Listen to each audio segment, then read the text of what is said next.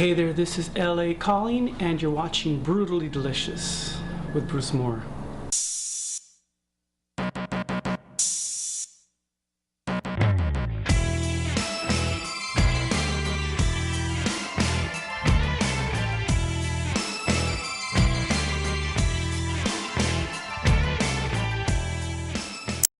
Hey, welcome to Brutally Delicious. I'm Bruce Moore. Today we've got another great show in store for you. This time we're going to go all the way to South Africa and speak with the guys from the metal band Strident. And stay tuned, we're going to see what they have cooked up for us today. Hello Internet! We are Strident from South Africa, and today we're going to teach you how to cook. From left to right. I'm Neil, and I'm the lead guitarist of Strident, and this is Chris, our drummer. Alright, he's a broken metronome on a bass pedal. I'm Pete, and I'm the bassist. That's Pete, and he's the bassist. I'm Dion, and I sing. Elgard, keyboards. Shred King, guitars.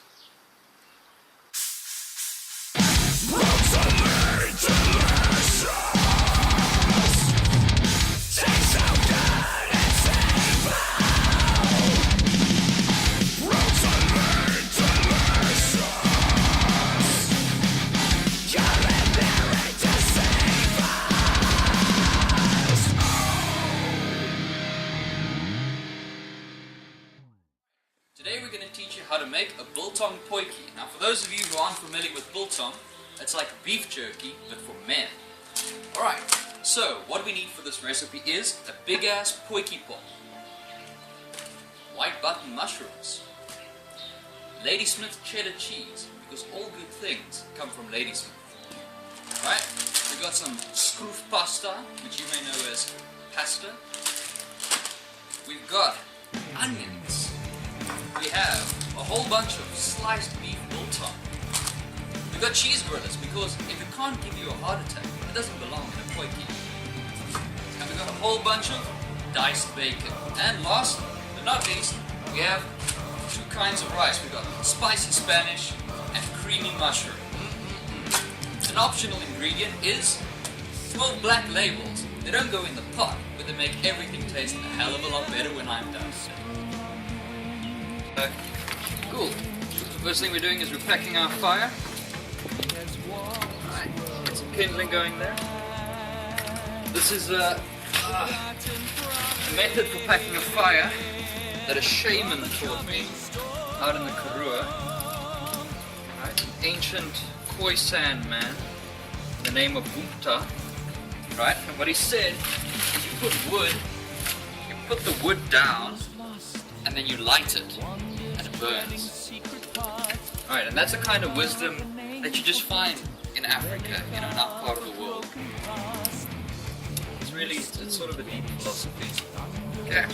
Alright, we're gonna add the fire lighters for easy burning. We've got some nice thin wood on there so everything can get going nice and quick.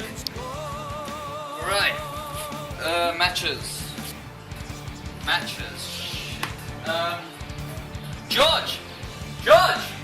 Oh! We need friction, bro!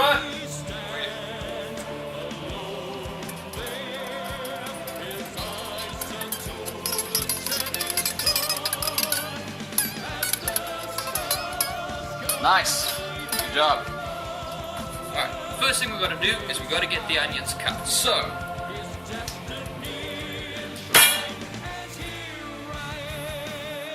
right, and that takes care of the onions. So now, onto the mushrooms. It's always important to make sure all your ingredients are nice and clean. Alright, as you see, we adhere to the highest hygienic standards in accordance with the Geneva Convention. Alright.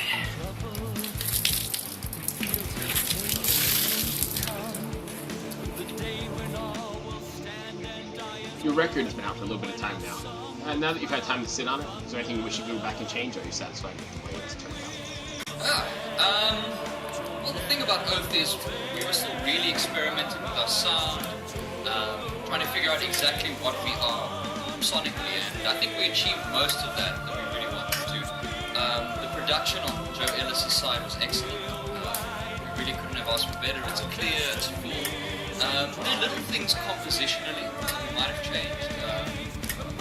There are a few things that we've added live to songs like Blood Rage and so on that we sort of wish we had put on the album at the time. that being said, we really learned a lot from it in terms of production, in terms of what we should sound like as a band, and especially in terms of where the orchestra fits in our sound. We've got a lot bigger with our orchestrations, far more ambitious. Harmonies, vocal harmonies, vocals are better now, the performances are better. So we learned a lot. We're very, very proud of the album. But yeah, if we were to go back, there are a few things we would change.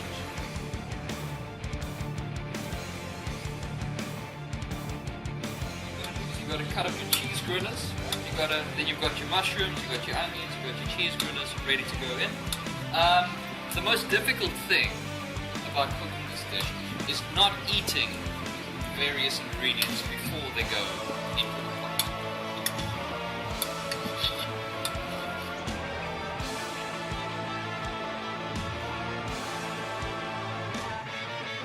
Whispers in the dark that dance like shadows in the flame. Keep counsel in the dead of night, take back. What's your writing process like? You guys all write together, or is it more the efforts of one particular member of the band? Woo! Do we have any stock footage from World War II? Basically, the writing process is Chaotic and insane. yeah. I think that's a very generous way of putting it. I think normally the way it works is I'll sit for a month or two jamming out ideas, throwing things around, in band practice, and I'll sort of put it into what I think is a fairly good structure, song flow. And then 2 weeks before we hit the studio, Pete will come and say, well, let's change all of that, everything. And I think that's our writing process, really.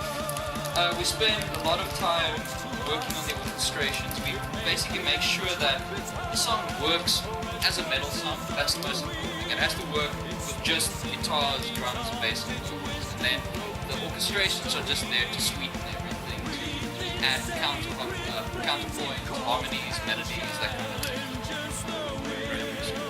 Yeah. The one thing we don't ever want to do, and that we focus on quite heavily when we write, is we don't want the orchestrations to dominate the song. We want to make sure that the song stands well on its own, and also that it's performable live. Alright, so the next thing we do is we've got to make sure that the pot gets nice and warm. So Pitt's going to put it over the fire there, trying not to burn itself. I'm preheating it. One of the key things with a potjie is that really it shouldn't be going too hot to actually have the food in there. So what we do is we preheat it, and then just after we've browned the initial ingredients, we start moving coals out. So there's only a few coals left, so you can see with the hook there for hanging the pot up. Alright, so George, what are we doing for dessert, man? Yeah, so the best thing that goes with a potjie full of meat is obviously some meat. Nice. Sausage. That's a South African way. Look at that pudding. Yeah. So what are you doing now? Okay, well the potjie has been heated, so I think it's about time that we can add our ingredients. Excellent. Let's open it up. Okay, so we need to add some oil.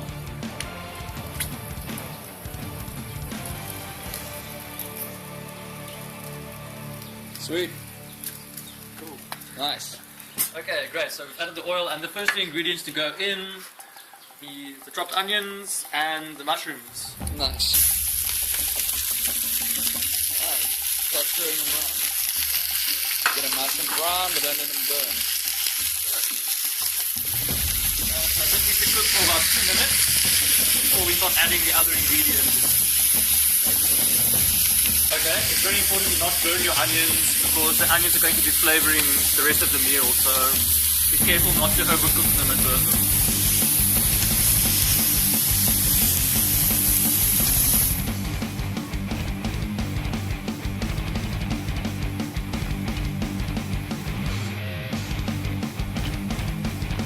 Very important not to get the pot too hot, so we just move some of the coals out side here where the rest of the pudding is being made.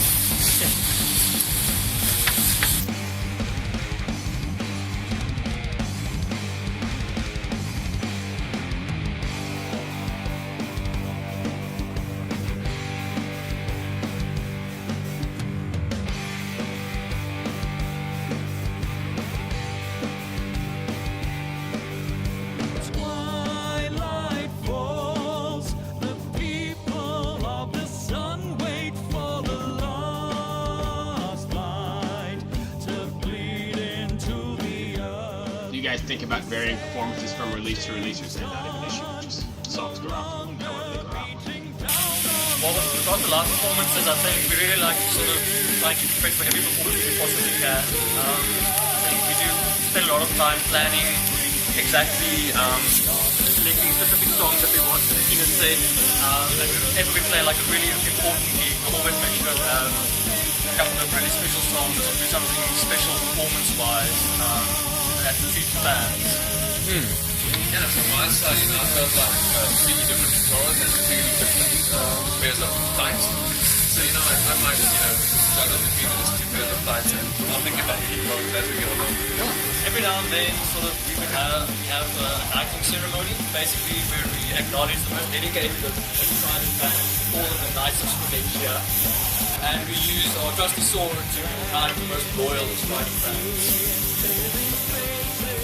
Alright, so we just flavor the pot now with a pinch of salt.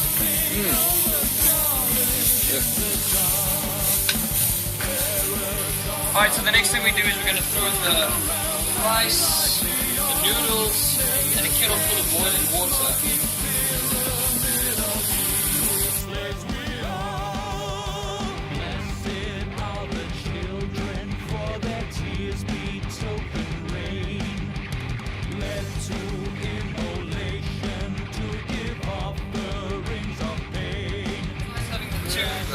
Contrasting flavors of rice as well that gives it a slightly more exotic flavor.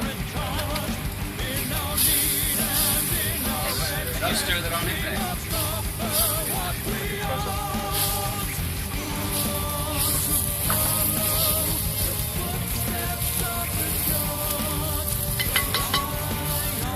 Alright, and now once you've got it nice and mixed in there, you close up the lid for 20 minutes and you let that baby cook. Alright, you go up and enjoy the well-earned beer. What's the story behind the name of the band Strident? Our previous George van Riet, he walked in to his brother's room and his brother had left the dictionary open. And the name Strident or the word just sort of jumped out at him, and he looked at the definition, which means, sort of loud and vehement, unyielding. The resonance just sort of stuck. At the time we were really stuck for a band name, and we went through the most ridiculous number of band names that you could possibly imagine. And that one just stuck. It's just got a really, really nice sound to it. What's the story behind the name of the record? We were going to call it Sacred Oath, but around the same time, another band also called Sacred Oath, and we decided to just shorten it to Oath to have something, it still works good, it's just short and simple and powerful and to the point, and it just started. Just to add to what Pitt said, the album is very much in itself. It's just an oath. It's a promise. It's a mission statement for the band, and that's why the title just works so well. The alternate title that we considered was From Chaos to Glory, but we thought that might be just a little too autobiographical. As you can see, we're still waiting for the potjie to cook, but George likes having his dessert early.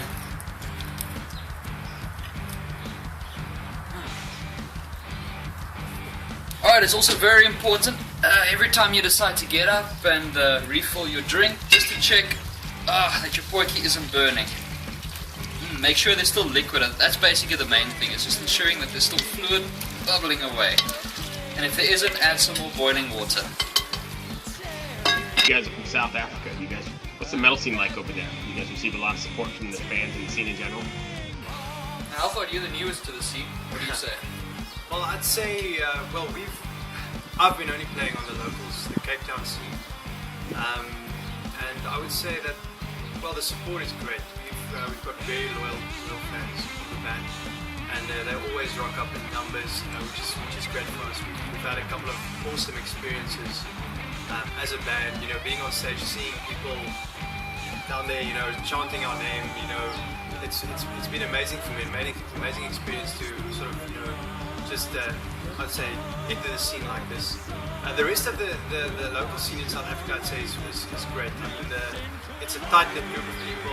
It's been characterized by great organization from top guys, doing their best to sort of promote metal in South Africa, which is absolutely great, I think. I don't know what you guys think. I don't really have much more to say. I think there's a lot of great bands. There's a lot of awesome people doing really, really great things. There's Louis de Pisani from MK Ondergrond. There's Patrick Davidson from Metal for Africa and all the people working with them.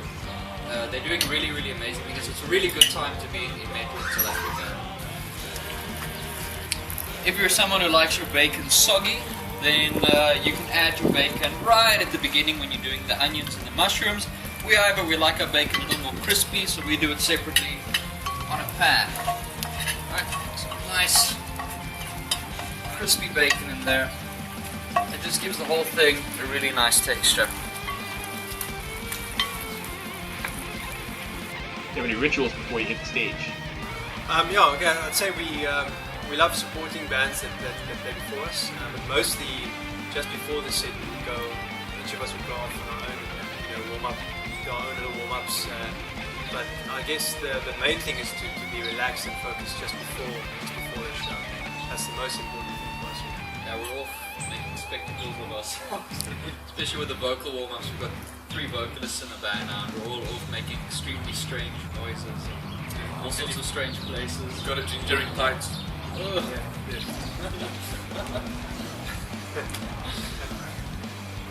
Cool, so we're just going to keep checking.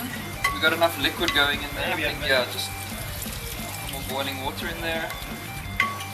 Get it nice and juicy. Yeah, what Alphard's doing now is he's just making sure that there's nothing burnt on the bottom as well. Feels good. Sticking. Great. What's the strangest thing that's ever happened to you on tour or at one of your shows? Let's try and keep it PG-13. I don't know, we don't really seem to attract too many strange things, but we were never short of interesting occurrences with our previous keyboardist, Daniel, who was always inebriated to some extent. I remember when we were in Johannesburg the one evening, he rocked up under a car, passed out under a car, and when we woke him, he refused to come out because he believed he was in space. And this was a space shuttle, and if he came out, he would die. So I think that was an interesting negotiation process getting him out. Fortunately, we had already gigged by then, so Yeah. it didn't. Yeah, this was post gig. We should have just left. When you have some free time and you're not recording, touring, or writing, what is it you like to do?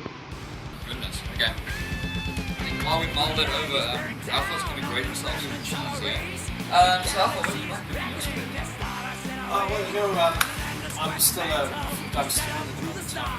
studying and just having to wear the keys, I guess, just all day. My hobby, I guess, just thinking about that, going on a song. What's free time? I teach at the university, so basically what I do, just write a lot of music.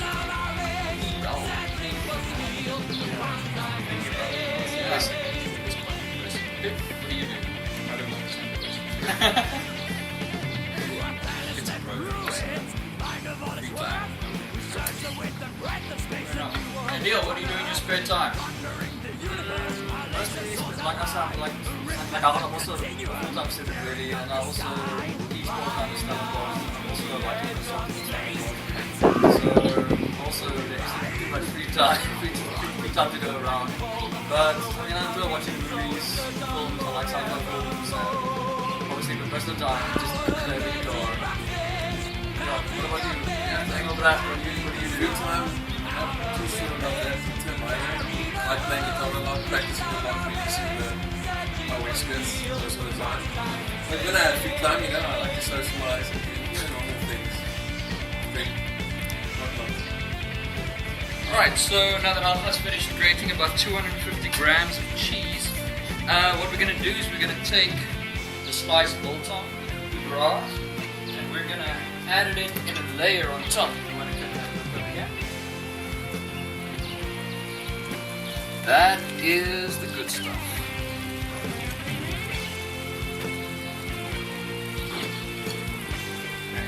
You see how I'm pretending to know what I'm doing by doing this slowly, right?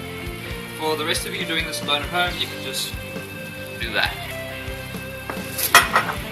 Excellent. Alright, and what we're going to do is we're going to steam it for 5 minutes with the biltong in. Right? Just get all the flavors mixing nicely before finally adding cheese.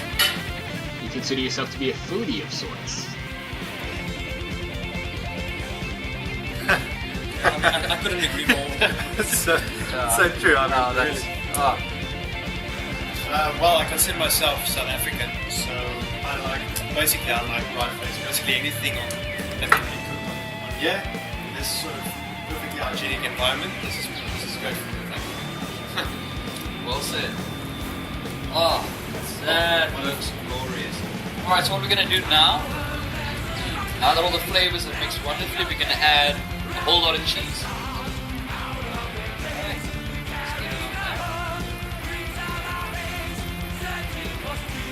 You can mix it on.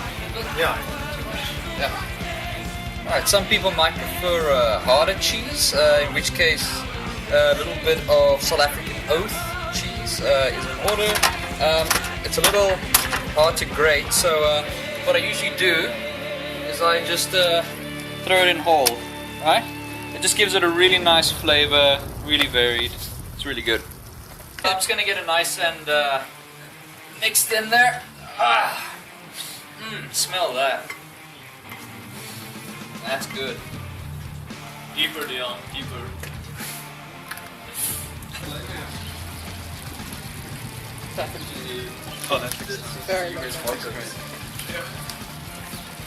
Alright, cool. As you can see here, the pork is a little dry at the moment. Not too bad.